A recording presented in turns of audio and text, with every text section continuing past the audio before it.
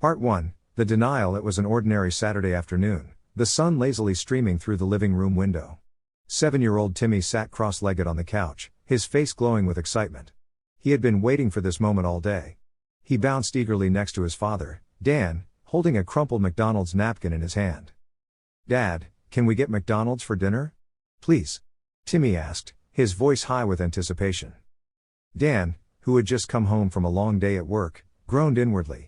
He had promised himself he wouldn't indulge his son's unhealthy cravings tonight. Timmy always begged for fast food, McDonald's, specifically, and Dan knew it wasn't good for him. Timmy had been eating it way too much lately. Dan rubbed his temples. "Timmy, I don't think we should go today. We had McDonald's last week, remember? How about I make us a nice, healthy dinner instead?" Timmy's face instantly fell, his joy evaporating like steam. His small hands balled into fists, and he stared at his dad with an intensity that caught Dan off guard. "But I really want McDonald's, Dad. Please. I'll be good." Timmy's voice was pleading now, but Dan remained resolute. "No, Timmy. I'm not going to reward you with junk food every time you ask for it. We're eating healthy tonight. I'll make spaghetti. How does that sound?"